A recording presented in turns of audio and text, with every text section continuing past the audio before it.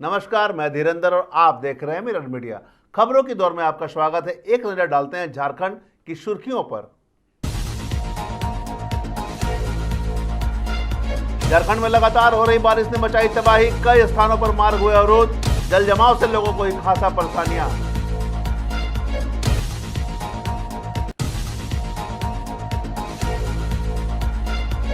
ठप हो सकती है राज्य भर में 108 एम्बुलेंस व्यवस्था। 28 को राजभवन के सामने धरना प्रदर्शन करेंगे कर्मचारी।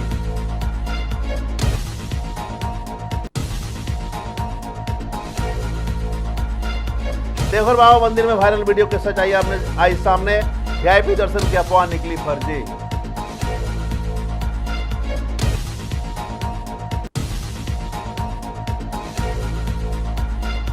बोकारो में बढ़ते जलस्तर के बीच पिकनिक स्पॉट बना बरवा घाट। सुरक्षा में लापरवाही से मंडरा रहा खतरा।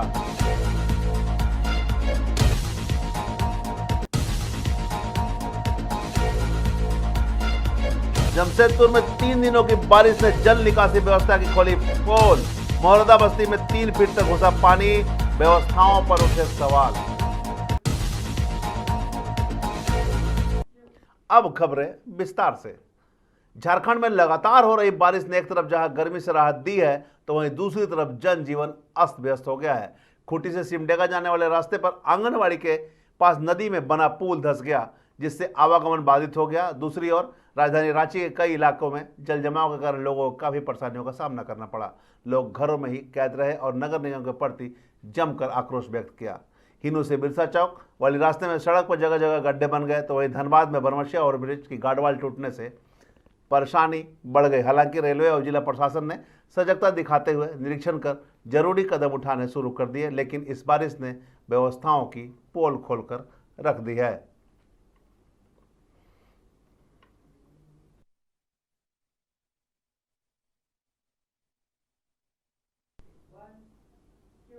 झारखंड में 108 एम्बुलेंस व्यवस्था ठप हो सकती है। 108 एम्बुलेंस के कर्मचारियों की विभिन्न मांगों को लेकर झारखंड प्रदेश एम्बुलेंस कर्मचारी संघ ने 28 जून को रांची राजभवन के समक्ष महाधरना प्रदर्शन करने का निर्णय लिया है। इस चरणबद्ध आंदोलन के क्रम में आज राज्य के सभी जिला मुख्यालय में संघ की ओर से कैंडल मार्च निकाला गया। धनबाद में भी कैंडल मार्च निकालकर 108 एम्बुलेंस कर्मियों ने अपनी चट्टानी एकता का परिचय दिया। बीएमएस के सहमंत्री ने बताया कि 108 एम्बुलेंस के चालक टेक्नीशियन अपनी ड्यूटी के दौरान कठिन दौर से गुजरते हैं। कठिन परिस्थितियों में भी कर्मी अपनी जिम्मेवारी का बखूबी पालन करते हैं। इसके बावजूद उन्हें तय की गई न्यूनतम मजदूरी भी नहीं मिलती है। उनका वेतन वृद्धि नहीं हो रहा है। कर्मचारियों का ईपीएफ, ईएसआई बीमा की सुविधा भी नहीं दी जा रही है। कई मांग है जिसे लेकर 28 को रांची में महाधरना प्रदर्शन किया जाएगा, जिसमें राज्य के सभी 24 जिलों से 108 एम्बुलेंस के कर्मचारी का जुटान होगा। है कि झारखंड राज्य में 24 जिले हैं और सभी जिलों में सरकारी अस्पताल है। उस अस्पताल में सभी की सुनिश्चित व्यवस्था है, लेकिन हमारे चालकों का जो 108 नंबर गाड़ी को चला के पूरे जिला में स्वास्थ्य की व्यवस्था को एक जगह से दूसरे जगह से श्रमिकों को लाना ले जाना, और वह चोटिल और घायल देश के धनबाद जिला के नागरिक अस्वस्थ होकर सरकारी अस्पताल में जाते हैं। कभी किसी का हाथ टूट जाता है, कभी किसी का पैर कट जाता है, किसी का डिलीवरी को लेके आना पड़ता है। ऐसे बुरे कंडीशन में हमारे चालक, एम्बुलेंस चालक और उस एम्बुलेंस चालक में कार्यरत और रहने वाले हमारे टेक्नीशियन लेके आते हैं और उसको सुनिश्चित जगह पर पहुंचाते हैं। लेकिन उनके लिए जब वो लेके चलते हैं अपने किसी नागरिक को इस प्रकार का घटना में, तो वह बहुत मेंटल डिस्टर्ब रहते हैं। किसी का पैर टूट गया, कोई रो रहा है, किसी के साथ डिलीवरी है, कोई रास्ते में ही छूट जाते हैं। ऐसे केस को भी लेके वो आते हैं और मानसिक रूप से डिस्टर्ब रहते हैं। लेकिन झारखंड सरकार का जो नियम है कि उनको न्यूनतम वेतन देना है, न्यूनतम मजदूरी देना है, वह चीजों से भी वंचित रहते हैं। इन सभी विषयों को लेके इनका वेतन से संबंधित हो या जहां पे ये कार्य करते हैं उनका रेस्ट रूम हो, पीने की पानी की व्यवस्था हो, इनका कार्य का एक समय सीमा हो, इनका कार्य का समय सीमा के साथ जिनको नहीं हो पाता है। इन सभी विषयों को लेके प्रथम चरण में हम जन जागरण का कार्यक्रम कर रहे हैं। जिला उपायुक्त को, एसडीओ को, संबंधित थाना को, एसपी साहब को और जिसके अधीनस्थ ये ठेका चालक गाड़ी चला रहे हैं उनको और यहाँ की पूरी स्वास्थ्य व्यवस्था को हमने पत्र दिया है कि हमारे साथ शोषण करना बंद करिए, हम श्रमिकों को न्याय दीजिए। अगर आप यह सुविधा लेना चाहते हैं एम्बुलेंस का तो उसको न्याय प्रदान करिए, यही हमारा मांग है। रांची हमारा प्रथम चरण शुरू हुआ है। रांची हम लोग पूरे धनबाद जिला से भारतीय मजदूर संघ का ये एम्बुलेंस चालक का जो संगठन है इसके साथ अन्य कई संगठन है बीएमएस का, यह सहयोग करके हम लोग रांची जाएंगे। विशाल प्रदर्शन का आयोजन हम लोग देवघर के बाबा बैजनाथ मंदिर को लेकर एक वीडियो वायरल हो रहा है जिसमें यह दावा किया जा रहा है कि दर्जनों लोग बिना शीघ्र दर्शन कूपन के वीआईपी दर्शन कर रहे हैं, लेकिन जब पड़ताल में की गई और पड़ताल में जो सच्चाई सामने आए वो कुछ और ही था। दरअसल वायरल वीडियो में दिख रहे श्रद्धालु मंदिर के जनरल लाइन वाले फुट ओवर ब्रिज से होकर बाबा के दर्शन के लिए प्रवेश करते नजर आ रहे हैं। वीडियो को तोड़ मरोड़ कर सोशल मीडिया पर फैलाया गया है जिससे मंदिर प्रशासन को बदनाम करने की कोशिश की गई है। बाबा बैजनाथ धाम मंदिर में हर दिन लाखों की संख्या में श्रद्धालु आते हैं और मंदिर प्रबंधन दर्शन की व्यवस्था को लेकर लगातार सक्रिय रहता है, मगर ऐसा देखा जा रहा है कि व्यक्तिगत द्वेष और आपसी वर्चस्व की लड़ाई के चलते कुछ असामाजिक तत्व जानबूझकर इस तरह की वीडियो बनाकर प्रशासन की छवि खराब करने की कोशिश करते हैं। मंदिर मजिस्ट्रेट कमलेश्वर प्रसाद ने साफ कहा कि वायरल वीडियो में दिखाई दे रही भीड़ जनरल लाइन से दर्शन की गई थी और कोई भी व्यक्ति नियम विरुद्ध वीआईपी लाइन से नहीं गया।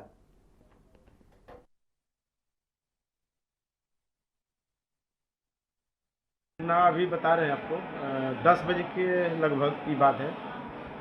अभी करीब 150 से 200 लोग के आसपास पुलिस एसोसिएशन के लोग थे, खड़े थे यहाँ पर सारे लोग तो ऊपर जाने के लिए, लेकिन हमने जाने नहीं दिया किसी को। हम बोले कि ऊपर से कोई व्यवस्था नहीं है आप लोग, तो ये लोग बोले कि कैसे जाएंगे। हम बोले कि फुट ओवर ब्रिज से जाइए या शीघ्र दर्शनों का टिकट लेके आप लोग जाइए। तो टोटल सभी लोग को हम यहाँ से हटा दिए। ओवर ब्रिज के रास्ते सभी लोग गए, उसका आप देख भी सकते हैं। तो जितने भी लोग था करीब हमको लगा कि 150-200 लोग था। तो सारे पुलिस जितना पुलिस एसोसिएशन के लोग शायद धनबाद से लोग आए हुए, टोटल सब लोग को भगा यहाँ से हटाए और सभी लोग ओवर ब्रिज के रास्ते। बोकारो के हरला थाना क्षेत्र स्थित बरवा घाट मानसून में लोगों के लिए जितना आकर्षण का केंद्र बना है उतना ही अब खतरे का कारण भी बनता जा रहा है। गर्मी के दिनों में जहां यह क्षेत्र लोगों के लिए पिकनिक स्पॉट था, वहीं बारिश शुरू होते ही इसका बढ़ता जलस्तर अब चिंता का विषय बन गया है। बरवा घाट की प्राकृतिक सुंदरता लोगों को खूब आकर्षित कर रही है। आसपास के गाँवों के अलावा दूर दराज से भी लोग यहाँ सुकून के कुछ पल बिताने आ रहे हैं, लेकिन समस्या तब खड़ी होती है जब लोग पानी में उतरकर मछली पकड़ने या सेल्फी लेने की कोशिश करते हैं, वह भी तब जब जल स्तर लगातार बढ़ रहा है। स्थानीय लोगों ने चिंता जताई है कि इस जगह पर बीते साल भी दुर्घटनाएं हुई थी और इस बार भी प्रशासन की ओर से कोई खास सतर्कता नहीं बरती गई है। न तो चेतावनी बोर्ड लगाए गए हैं और न ही कोई निगरानी की व्यवस्था की गई है।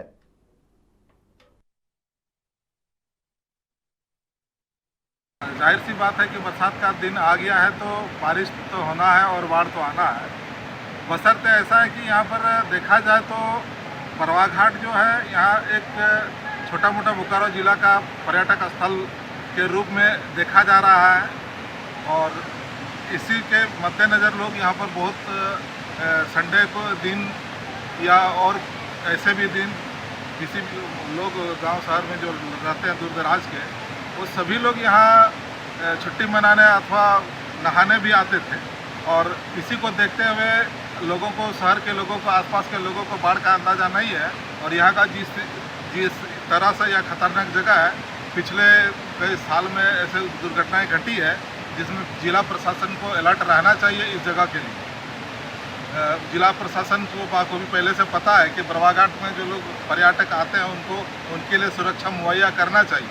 2011 की बात है, एक बार यहाँ पर 11 से 12 बच्चे फंसे थे जो पचौड़ा के भी बच्चे लोग निकाले थे, रेस्क्यू किए थे और जिला प्रशासन के द्वारा बोला गया था कि यहाँ पर हम एक ऐसा व्यवस्था करेंगे कि गांव के लोग को कुछ हम उसको क्या कहते हैं पनडुब्बी जो होता है उसके लिए ट्रेनिंग देंगे, किट देंगे और यहाँ जो भी लोग आएंगे अलर्ट रहेगा लोग, किसी का जान माल का क्षति ना हो।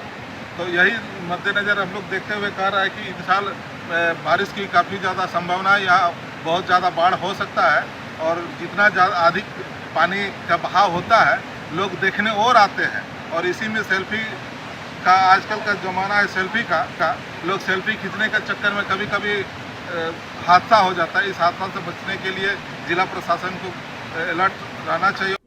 लगातार 3 दिनों से हो रही बारिश ने जमशेदपुर शहर की बदहाल जल निकासी व्यवस्था की पोल खोल दी है।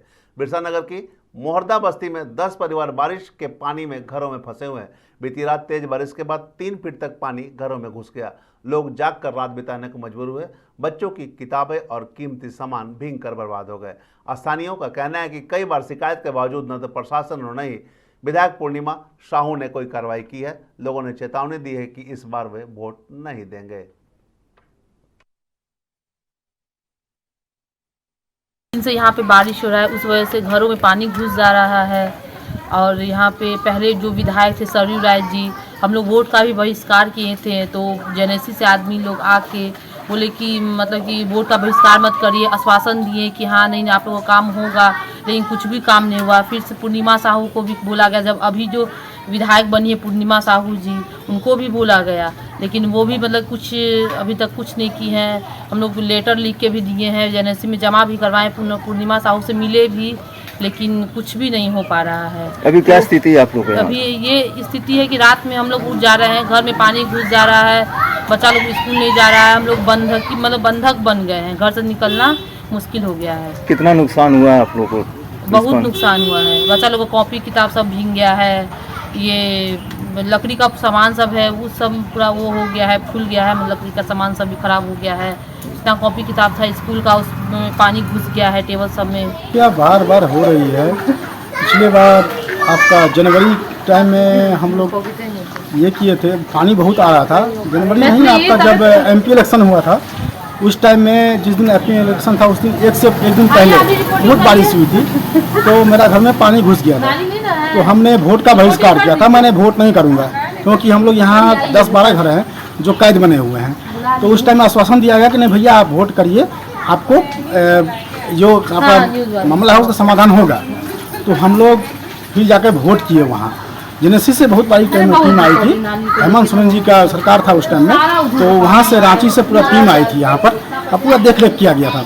आश्वासन देने के बावजूद भी यहाँ कोई काम नहीं हो पाया। और सरयू राय जी को हम लोग 2 बार आवेदन दिए थे, 2 बार में कोई काम नहीं हुआ था। उसके बाद पूर्णिमा साहू यहाँ पूर्वी से विधानसभा का विधायक बनी है, वो भी उनको भी 2 बार हम लोग आज 6 महीना में 2 बार हम लोग आवेदन दिए हैं, लेकिन फिर भी कोई मतलब बोली कि हाँ हो जाएगा, लेकिन कोई परवाह नहीं हुआ, कोई काम नहीं हुआ यहाँ पर। बस जस्ट करता से हम लोग को नाली का दिक्कत है, नाला नहीं मिलेगा जब तक तब तक हम लोगों का घर में पानी घुसते रहेगा। और अगर नाला अभी हमको अगर 1-2 महीना में नहीं मिला तो फिर अगली बार जो चुनाव होगा उसमें हम लोग वोट का। सरायकेला खरसावां जिले के चांडिल अनुमंडल में लगातार 3 दिनों से हो रही मूसलाधार बारिश ने जनजीवन को बुरी तरह प्रभावित कर दिया है। गुरुवार सुबह 10 बजे चांडिल डैम का जलस्तर खतरे के निशान से ऊपर यानी कि 181.15 मीटर तक पहुंच गया, जिसके बाद एहतियातन डैम के 6 रेडियल गेट 2.5 मीटर तक खोल दिए गए। तेज बारिश के चलते न सिर्फ चांडिल डैम का जलस्तर लगातार बढ़ रहा है, बल्कि आसपास के ग्रामीण इलाकों में डूबने का खतरा भी मंडराने लगा है। विस्थापित क्षेत्र चांडिल, नीमडी, कुकड़ू और ईचागढ़ के हजारों परिवारों में चिंता का माहौल है। हालांकि अभी तक पानी गांवों में नहीं घुसा है, लेकिन जलस्तर की तेजी से बढ़ोतरी से लोगों को बेचैनी बढ़ गई है। इधर भारी बारिश के चलते बामणी नदी भी उफान पर है। चांडिल डैम रोड पर बना पुल नदी के जलस्तर में डूब चुका है, जिससे चांडिल बाजार से अनुमंडल कार्यालय जाने वाला मुख्य मार्ग पूरी तरह से अवरुद्ध हो गया। अब स्थानीयों को NH-33 गोलचक्कर होकर मुखिया होटल के रास्ते होकर चक्कर लगाकर अनुमंडल कार्यालय जाना पड़ रहा है। डैम प्रशासन की माने तो स्थिति पर लगातार नजर रखी जा रही है और ग्रामीणों को फिलहाल सतर्क रहने की सलाह दी गई है। देखभाल कर रहे हैं, सतर्कता पूरी बढ़ते जा रहे हैं। मेरा पहले से यहाँ पोस्ट लगा हुआ है, हम लोग भी बीच में आकर देख रहे हैं। कोई किसी तरह का सुविधा वैसे बात नहीं। अभी गेट पूरा नहीं खुला है, अभी हाफ गेट खुला है और पूरा खुलने से फिर वहाँ से सूचना मिलेगा तो फिर हम बताएंगे। पुलिया पर एहतियात बरत रहे हैं हम लोग, यहाँ पर पोस्ट लगा दिया, दोनों तरफ लगा हुआ है। हम लोग खुद ही यहाँ पे आगे मॉनिटरिंग कर रहे हैं। गेट जब खुल जाएगा तो पूरी रुकन। धनबाद जिले में सड़क सुरक्षा को लेकर प्रशासन अब पूरी तरह सख्त हो गई है। ट्रैफिक नियमों का पालन करने को लेकर विशेष अभियान चलाया जा रहा है। गुरुवार को रणधीरवा चौक पर नियमों का उल्लंघन करने वाले के खिलाफ सख्त कार्रवाई की गई। खासकर वाहनों में लगी काले फिल्म को लेकर प्रशासन ने सख्त रुख अपनाया है। दर्जनों वाहनों से काली फिल्म हटवाई गई और संबंधित चालकों को ऑन द स्पॉट चालान भी काटा गया। प्रशासन ने स्पष्ट किया है कि जो भी वाहन चालक नियमों की अनदेखी करेगा उसके खिलाफ कठोर कार्रवाई की जाएगी। यहाँ बता दें कि लगातार एसएसपी के निर्देश पर यह कार्रवाई की जा रही है, चूंकि उन्होंने जैसे ही पदभार ग्रहण किया था स्पष्ट निर्देश दिए थे कि किसी भी हालत में 4 पहिया वाहन में ब्लैक फिल्म नजर नहीं आने चाहिए, जिसके कारण यह अभियान चलाए जा रहे हैं।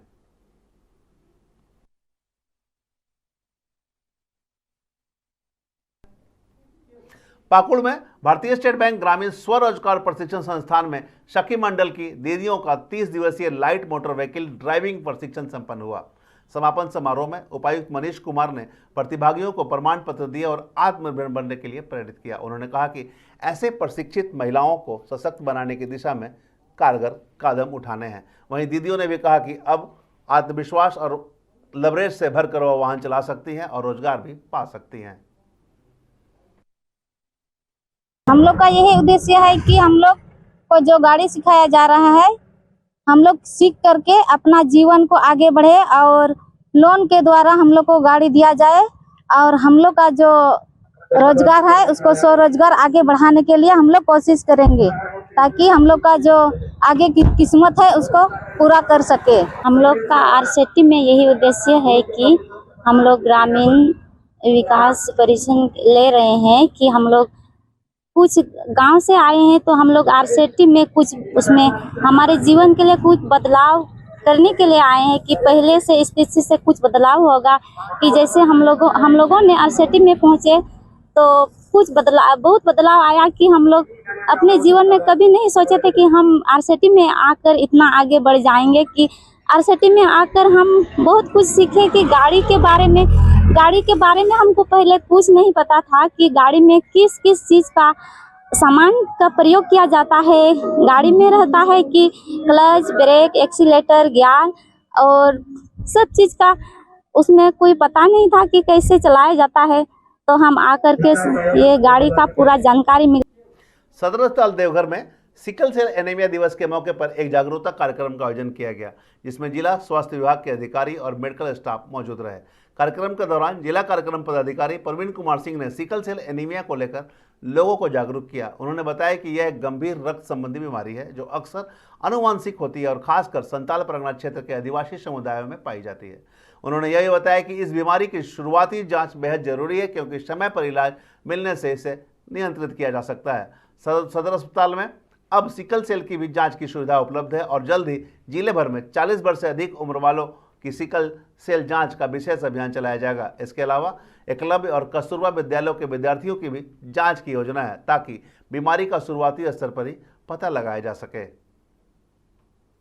आज पूरे विश्व में दिवस मनाया जा रहा है, जिसके अंतर्गत हम लोग 40 वर्ष के सभी लोगों का सिकल सेल जांच करने का अभियान कर रहे हैं। यह बीमारी मुख्यतः आनुवंशिक है और आदिवासी क्षेत्रों में ज़्यादा पाया जाता है, इसलिए हम लोग विशेष रूप से एकलव्य विद्यालय, कस्तूरबा विद्यालय के छात्र छात्राओं का सिकल सेल जांच कराने का अभियान शुरू करने जा रहे हैं। और ये कार्यक्रम जो है जो सिकल सेल है, अर्धचंद्र का जो लाल रक्त है जो अर्धचंद्र हो जाता है उसको हम लोग खोज कर रहे हैं, सिकल हो जाता है, जिसके कारण वो बीमारी आनुवंशिक है। आनुवंशिक होने के कारण अपने उसके जो संतान में ये बीमारी पाया जाता है। साथ में अगर ये बीमारी को ध्यान देखा जाए तो ये एक संक्रामक बीमारी नहीं है, ये आनुवंशिक बीमारी है और ये केवल ये माता पिता के जीन के माध्यम से बच्चों में पाया जाता है। किसी भी तरह का शंका होने पर समाधान के लिए हम डॉक्टर से मिलें और इसका इलाज करने के लिए आगे बढ़े। शुभ नाम आपका परिचय? प्रवीण कुमार सिंह, जिला का। अब तक की खबरों में बस इतना ही। देश और दुनिया की तमाम खबरों के लिए बने रहे मिरर मीडिया के साथ।